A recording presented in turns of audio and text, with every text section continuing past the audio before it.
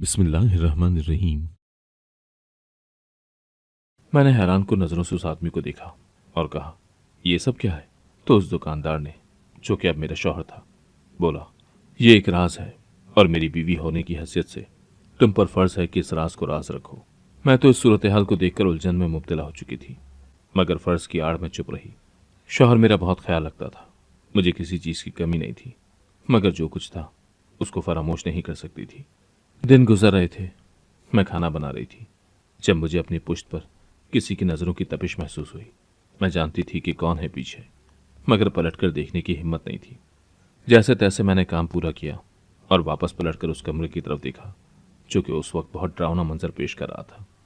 मैं कमरे में आई तो मेरा शौहर मुझे देखते ही बोला, मैं थका हुआ हूं, मुझे नींद आ रही है। मैंने कहा, अच्छा आप सो जाएं। थोड़ी देर तक मैं भी नींद की वादियों में खो गई।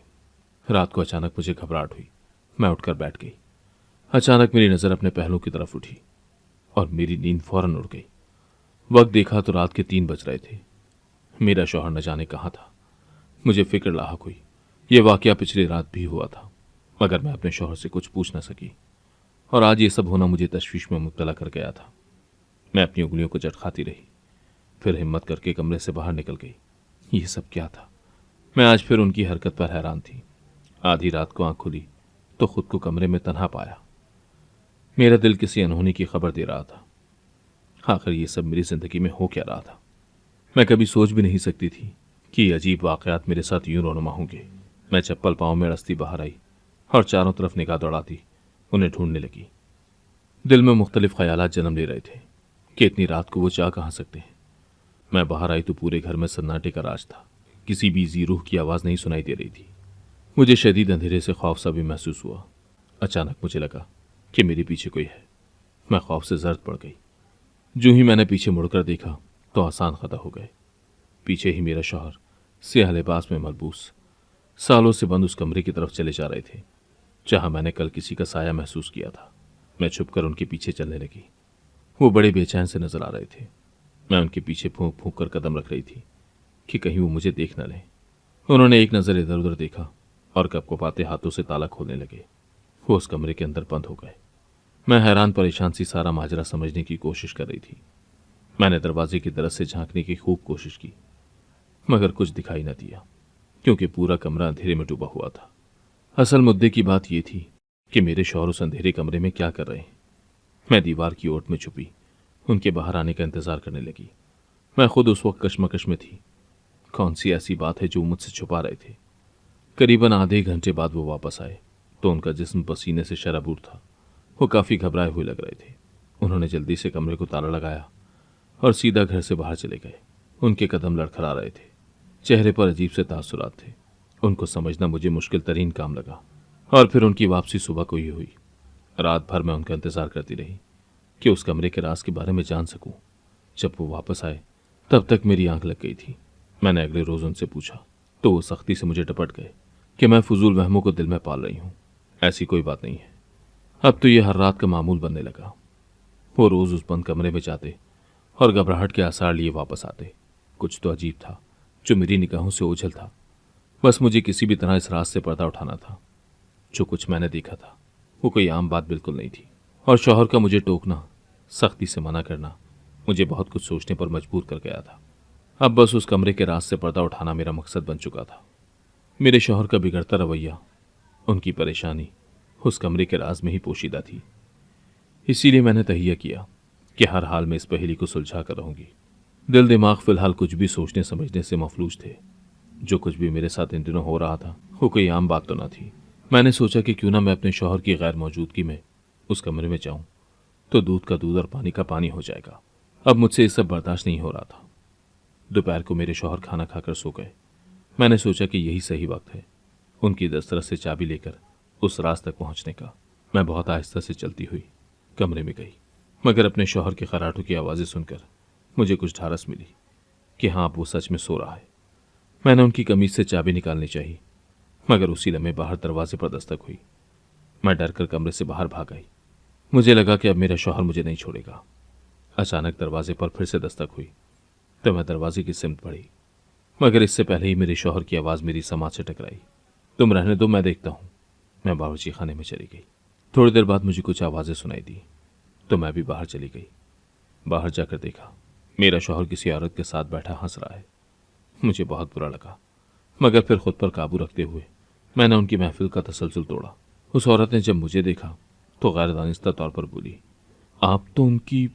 अभी वो मजीद कुछ कहती, मेरे शौहर ने एकदम उसको कोई इशारा दे दिया, जिसको समझते ही वो खामोश हो गई। मगर मेरी आंखों ने यह मंजर बहुत ध्यान से देखा। मेरे शौहर ने बताया कि ये उनके फुप्पो की बेटी है, बस मिलने आई है। मैंने कहा कि ठीक है। मुझे वहां कुछ एहसास हुआ। उस लड़की के हाथ में कुछ तो था, कोई काले रंग का थैला था, जो कि वो मुझसे छुपाने की तरद्दुद में मसरूफ थी। वो औरत कुछ देर बैठी और चली गई। उसके जाने के बाद मुझे एहसास हुआ जैसे उस घर में कोई खुशबू चारों तरफ छाई हुई है।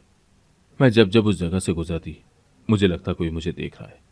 मेरे शौहर ने देखा कि मैं बार बार घर के चक्कर लगा रही हूं, तो उसने पूछ लिया कि आखिर क्या बात है। मैंने उसे बताया कि मुझे घर में से पुरस्कार से खुशबू आ रही है, आपको नहीं आ रही? मेरे शौहर ने कहा, नहीं, मुझे तो ऐसी कोई खुशबू महसूस नहीं हुई। मुझे लगता है शायद तुम्हारा वहम है। लेकिन अगली बात जो मेरे सामने आई, उसको देखकर मुझे सब कुछ समझ आ गया। हाँ, इसलिए मेरे शौहर को कोई खुशबू नहीं आ रही थी। आती भी कैसे? मुझे झूठा साबित करना उसका मकसद था। मुझे लगा कि शायद उस कमरे से ज्यादा बड़ा राज उस औरत और मेरे शौहर के दरमियान का है। अचानक वो औरत वापस कहीं चली गई। जब मैंने अपने शौहर से पूछा कि वो कहाँ गई है, तो उन्होंने टालने वाले अंदाज में कहा, वो गांव गई है, शायद कोई काम था। मैंने कहा, अच्छा, वो किस गांव से आई थी? मेरे शौहर ने कहा, तुम क्यों बार बार एक ही सवाल बदल बदल कर पूछ रही हो? मैंने इत्मीनान से जवाब नहीं दिया। ऐसा कुछ नहीं है, बस मैं तो हैरान थी कि कैसे वो अचानक चली गई। शायद उसका कोई मकसद हो यहां आने का। मेरे शौहर ने मुझे घूर कर देखा। मैं अंदर कमरे में चली गई, मगर जान चुकी थी कि कुछ तो है जो ये लोग मुझसे छुपा रहे हैं। मुझे अपनी सहेली याद आई। उसके शौहर ने भी दूसरी शादी की थी। इस बात का इल्म जब मेरे दोस्त को हुआ तो उसने बहुत वावेला किया। मगर जब उसे ये बात पता चली कि उसका शौहर पहले से शादीशुदा था, तो वो खामोश हो गई। पल भर को मेरा दिल कांप गया। मुझे लगा कि शायद यही माजरा मेरे साथ हो। मेरा शौहर हमेशा मुझसे खिंचा हुआ रहता था, और अब तो उस कमरे ने मुझे अलग ही परेशान कर दिया था। मैंने एक बात महसूस की कि वो खुशबू घर से अब नहीं आ रही थी। मगर ऐसा कैसे हो सकता था? मैं अपना सर थाम कर बैठ चुकी थी। कई बार सोचा कि क्यों ना अपनी अम्मा से ये सारी बातें पूछूं, शायद कोई हल निकल आए। मगर फिर याद आया कि शौहर ने राज रखने का वादा लिया है। मुझे ये सब अम्मा को नहीं बताना चाहिए। मैं फिलहाल खामोश रही, मगर दिलो दिमाग में जंग छिड़ी हुई थी। अगले दिन जब मैं सोकर उठी तो घर में कयामत का समा था। मेरी तो दुनिया ही लुट चुकी थी। मैंने पूरा घर छान लिया, मगर मेरा शौहर घर में नहीं था। मेरा रो रो कर बुरा हाल था। मुझे समझ नहीं आ रहा था कि मैं क्या करूं। मुझे बिखरता देखकर सास भी आपदीदा थी। मैं जमीन पर बैठी अपने आप पर गुजरने वाली कैफियत के गम से दो चार थी। हमारे मोहल्ले वालों की आमद पर मेरा जहन उसकी तरफ गया। सास से उसने पूछा कि आप लोगों के घर से इतनी आवाजें क्यों आ रही हैं? मैंने कहा कि मेरा शौहर पता नहीं कहाँ चला गया है। सारा घर देख लिया, लेकिन कहीं नहीं है। तब पड़ोसन ने कहा, अरे वो तो सुबह फजर से जरा कुछ देर पहले घर से जा रहा था। मैं उस वक्त वजू कर रही थी। मैंने पूछा कि खैर है, कहाँ जा रहे हो? मगर उसने कोई जवाब ही नहीं दिया। मैं उसकी बात सुनकर फौरन होश में आई और बोली, आपने उनसे और कुछ नहीं पूछा? कहाँ गए हैं?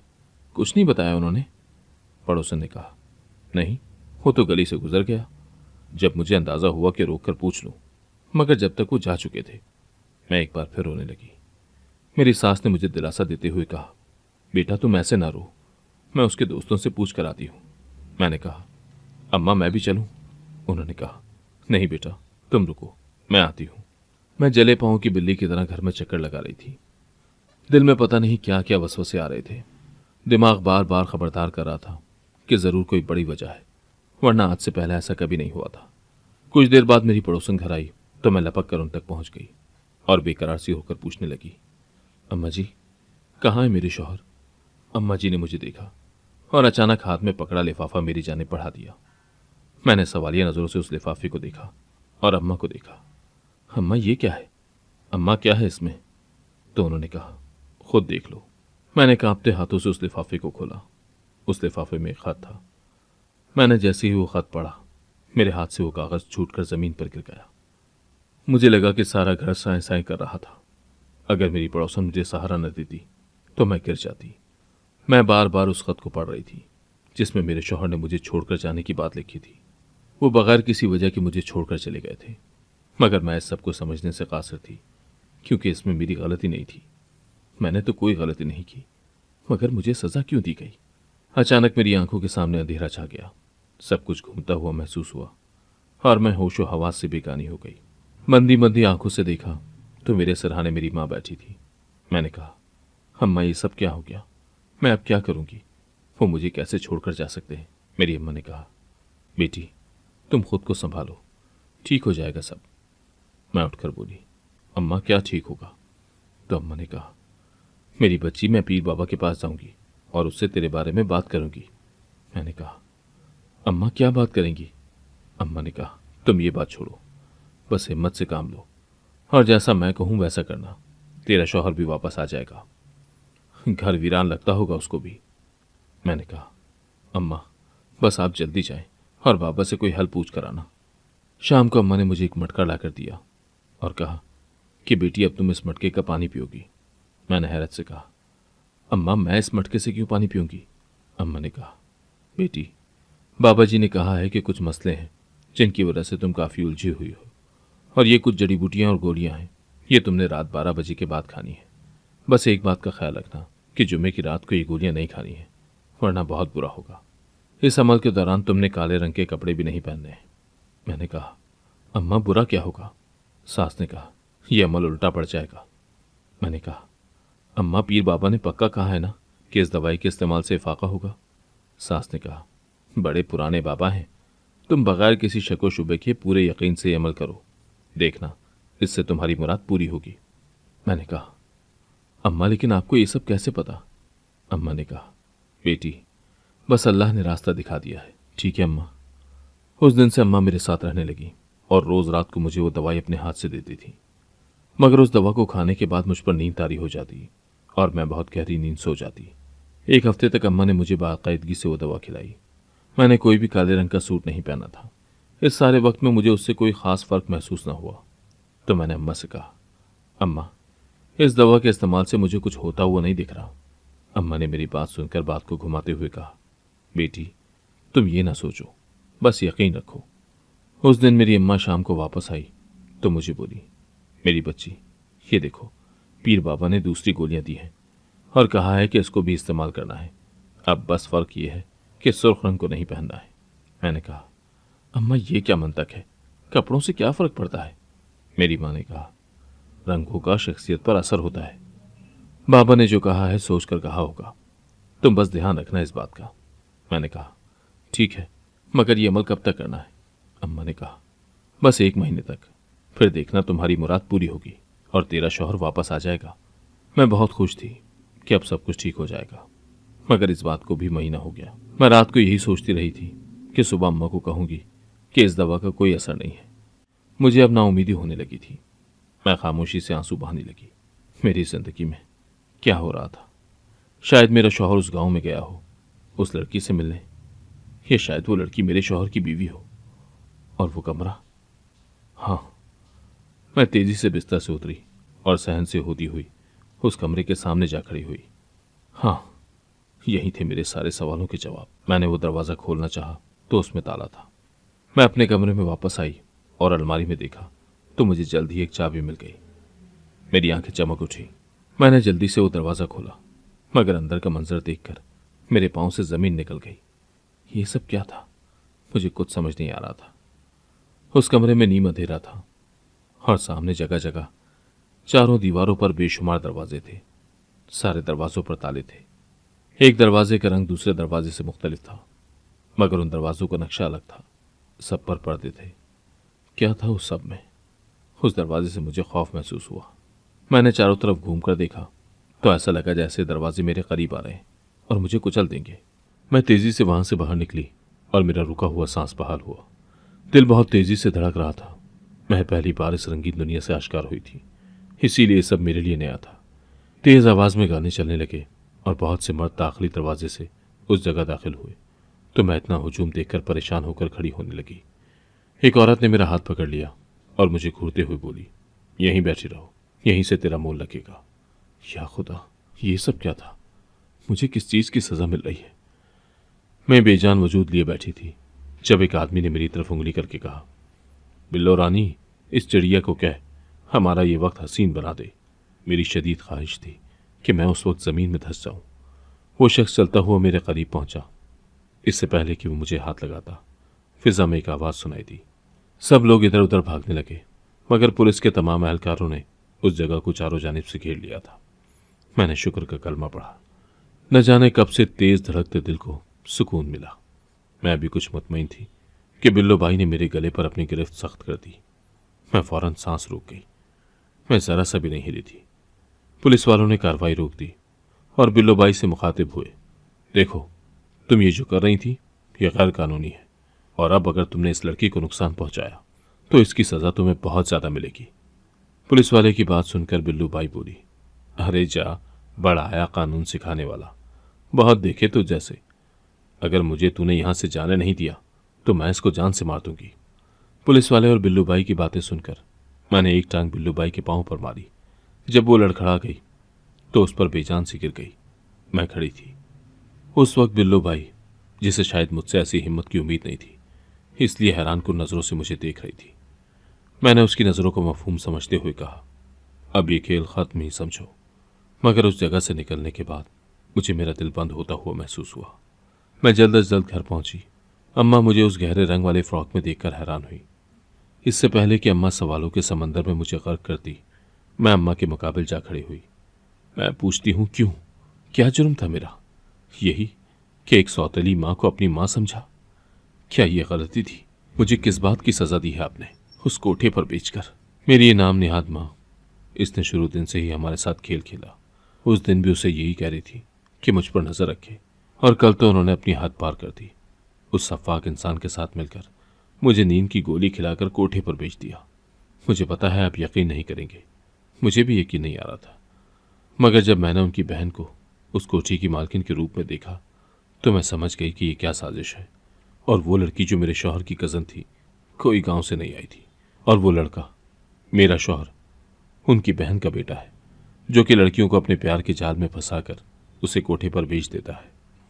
ये सब मुझे फ़ोन नंबर से पता चला। ये औरत अपनी बहन के साथ मिली हुई थी।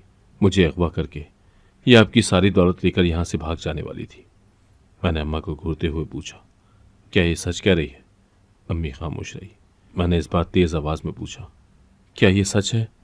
अम्मी ने डर के इस बात में सर हिला दिया और मेरी आंखों से बेमोल आंसू गाल को भिगोने लगे।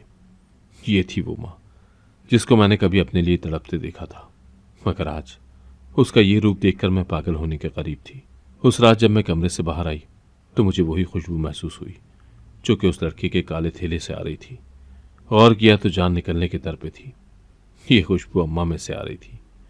अगले दिन मैंने जानबूझकर अम्मा को उस पीर बाबा के पास भेजा और खुद भी उसका पीछा करने लगी। मुझे शक था कि कुछ है जो मेरी आंखों से ओझल है, मगर अम्मा को बदनाम ज़माने जगह में जाते देखकर बहुत कुछ वाजे हुआ था। मैं वहां से वापस आ गई और थोड़ी देर बाद अम्मा भी घर वापस आ गई। मैंने हकारत से उन्हें देखा और पूछा, कहाँ गई थी? अम्मा ने दुनिया जहां की मिठास अपने लहजे में समोकर जवाब दिया, मेरी बच्ची, मुझसे तेरी ये तकलीफ देखी नहीं जाती, इसीलिए आज मैं पीर बाबा से आखिरी दवाई लाई हूं, जिसे खाकर तेरी दुआ रंग लाएगी। मैंने भी उनसे वो दवा ले ली और कुछ सोचते हुए उनके सामने दवा मुंह में डालकर पानी पी लिया। उनके कमरे से जाते ही मैंने वो दवा वापस उगल दी और रोज की तरह पलंग पर लेटकर आंखें मूंद गई। मेरे अंदाजे के मुताबिक अम्मा वापस कमरे में आई और बेदर्दी से मेरे चेहरे को दाएं बाएं हरकत देने लगी। मैं सब किए लेटी रही। तकरीबन आधे घंटे बाद अम्मा के साथ कुछ लोग आए और मुझे सहारे की मदद से कहीं ले जाने लगे। मैं भी चलती गई। जब अचानक आंख खोली तो खुद को बंद कमरे में पाया। बाहर से आती आवाज़ों ने मुझे झंझोर दिया था। मेरी अम्मा ने हकारत आमेज लहजे में कहा, इस बोझ को मैं नहीं संभाल सकती, इससे मेरी जान छुड़वा दो, इसको बाहर के मुल्क भेज दो। वो भी भाग गया, काम अधूरा छोड़कर। मैं सब सुनकर समझ गई कि मेरा इस्तेमाल हुआ था। अब मुझे इस जाल से निकलना था। ये सब क्यों हुआ था? मगर शादी तो ख्वाब था, और मेरी माँ, जो कि शायद मेरी माँ नहीं थी, उसने मेरे साथ ये खेल खेला। मैं रोती बिलखती थक गई। क्या करती और क्या ना। उसी घर में वापस आकर मैं यही सोच रही थी कि अब मैं क्या करूंगी। ये सब फरेब का जाल उसी कमरे से जुड़ा था। मैं उस कमरे में गई और एक के बाद एक दरवाज़ा खोलती गई। उन सब दरवाज़ों को देखकर मेरा दिमाग पग से उड़ गया, क्योंकि उन दरवाज़ों को बस मुझे खौफजदा करने के लिए बनाया गया था। ये सब काफ़ी महीनों से प्रोग्राम किया गया था, मगर इसका मुझे न पता चल सका। उन दरवाज़ों के उस पार दीवार थी, बस ध्यान भटकाने के लिए ये सब किया गया था। मैं बेबसी की इंतहा को थी। तब अचानक मुझे चक्कर आया और मैं होश की दुनिया से बेगानी हो गई। हमारा घर चूंकि दुकान के अंदर था, इसीलिए गली के पिछले हिस्से से मुझे अस्पताल ले जाया गया। तब अहले खाना को कुछ पता नहीं चला, तो डॉक्टरों ने तबीयत की बहाली के बाद मुझे इदारे में भेज दिया गया था। मुझे कुछ वक्त बाद पता चला कि मैं उम्मीद से हूँ, मगर ये खबर सुनकर मुझे खुशी नहीं हुई थी। लेकिन होने को कौन टाल सकता है। मेरी एक बेटी हुई थी, करीब के स्कूल में मुझे नौकरी मिल गई थी, जिंदगी गुजर रही थी। एक दिन अचानक ही मैं अपनी बच्ची को डॉक्टर के पास से वापस ला रही थी, जब मेरी नज़र सड़क के किनारे के पास पड़े शख्स पर गई। मेरी आंखें लम्हे में नम हुई थी। उस शख्स ने मुझे पहचाना। मैंने आगे जाना चाहा, मगर उसकी आवाज़ पर मेरे कदम थम गए। यही था जिसने मेरी जिंदगी बर्बाद की थी। वो उस वक्त अपना सर झुकाकर खड़ा था, जुड़े हुए हाथ उसके दिल का हाल बता रहे थे। मैं खुद भी बेआवाज़ रो रही थी। मैंने अपनी बच्ची की तरफ इशारा करके कहा, तुम्हें डर नहीं लगता कि इस मासूम को ये सब बर्दाश्त करना पड़ा? तो मेरी बात सुनकर उसने तड़प कर सर उठाया। मेरा शौहर रो रहा था। एक औरत मजबूर नहीं थी, एक माँ मजबूर थी। पछतावा होना इंसान की सजा होने से बेहतर है। अपने शौहर के जुड़े हुए हाथ थाम मैंने उसकी आस को उम्मीद में बदल दिया। बगैर बाप के मैंने उम्र गुजारी थी। मैं नहीं चाहती थी कि मेरी बेटी ये जिंदगी गुजारे। कैसा कैसा वक्त देखा, कभी सोचा भी नहीं था कि ये मोड़ भी देखने होंगे। मगर मैं मुतमईन हूं कि रब ने इंसाफ किया। बेशक वो अपने बंदों पर उनकी ताकत से ज़्यादा आजमाइश नहीं डालता। आज इस वाक़े को 4 साल हो चुके हैं। अल्लाह ने मुझे एक प्यारे से बेटे से नवाजा है। मैं बहुत खुश हूँ कि मैंने एक अच्छा फ़ैसला किया। अगर उस दिन मैं जज्बाती हो जाती तो हालात मुख्तलिफ होते। किसी भी रिश्ते के फ़ैसले में हौसले से काम लेना चाहिए।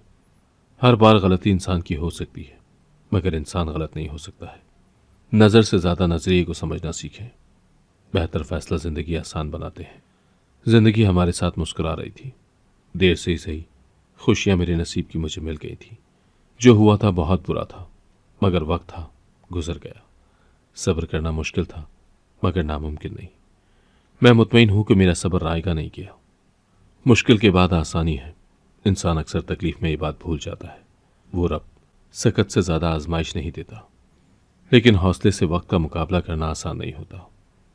सब्र के बाद मिलने वाली खुशी तोहफा होती है, आस होती है, उम्मीद होती है। वो रब हमारी तकलीफ से बेखबर नहीं है। बेशक वो कादिर है। अब बार बार अपने शिकवे याद आ रहे थे। रब के आगे सजदे में अपने किए की माफ़ी मांगी। दिल में बहुत सुकून उतरता महसूस हुआ था। मैंने मुस्कुराती नज़रों से सहन में देखा, जहां मेरा शौहर और बच्चे खेल रहे थे। मेरी माँ को उम्र कैद की सज़ा हुई थी। कभी कभी उनका ख्याल आते ही मेरा दिल उदास हो जाता है, मगर रब की रज़ा जानकर मैं राज़ी थी। पता नहीं क्यों लोग ये बात भूल जाते हैं कि अल्लाह सब कुछ देख रहा है। किसी की ग़ीबत, चुगली, गुनाह, जज़ा, सज़ा सब रब के सामने होता है। वो शायरक से ज़्यादा करीब है। कैसे भूल जाते हैं? जिस रब ने मुस्कुराकर बात करने पर सवाब की नवीद दी है, उसी रब ने किसी को एक तकलीफ देने पर 10 तकलीफ़ों का अंजाम बताया है। ये बात नहीं समझते और अपने दुनियावी सुकून को बर्बाद कर देते हैं। ये सोचे समझे बगैर के नुकसान हमारा ही होता है। इस बात का एहसास हमें बाद में होता है, जब पछतावे का वक्त गुजर जाता है। हर बार ज़िंदगी मौका नहीं देती। वो लोग बहुत खुशकिस्मत होते हैं जिनको अपनी गलती का मदावा करने का मौका मिलता है, वरना बहुत से लोग इस बेबसी को अपने मन में लिए ही खुद को रोक लगा लेते हैं। खुशियाँ बांटना सीखें ताकि आपको अच्छे लफ्ज़ों में याद किया जाए, ना कि मुनाफिकत वापस आप ही को डस ले। हर बात के 2 पहलू हैं, मगर कोई इंसान ये बात नहीं जानता कि गुस्से और जज्बातीपन में हम अपना आप गिरा देते हैं। ये इंसान की फितरत है। कभी भी कोई फैसला जो हमें ठीक लगेगा वो सबके लिए ठीक नहीं होगा। ज़बरदस्ती किसी पर अपनी मर्जी थोपना उसे खुद से बेजार करने के बराबर है। अच्छा सोचेंगे अच्छा होगा, ये बात सब कहते हैं। सभी कोई ना कोई कदम ऐसा उठा लेते हैं जो हमारी ज़िंदगी भर की खुशियों, खिदमतों को रौंद देता है। हालात के मुताबिक फैसला किया करें। अगर आपको आज की कहानी पसंद आई है तो वीडियो को जरूर लाइक कीजिएगा और अपने दोस्तों के साथ भी शेयर कीजिएगा। और हाँ, अगर आपने अभी तक हमारा चैनल सब्सक्राइब नहीं किया तो जरूर सब्सक्राइब करें। मिलते हैं कल एक नई और दिलचस्प कहानी के साथ। अल्लाह हाफिज।